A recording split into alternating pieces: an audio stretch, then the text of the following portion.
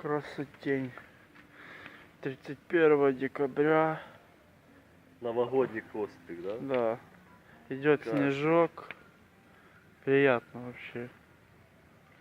Кто не ожидал. Вчера было плюс 6 еще. Встреть. Все как по заказу. Баньку топим. Пивко потребляем.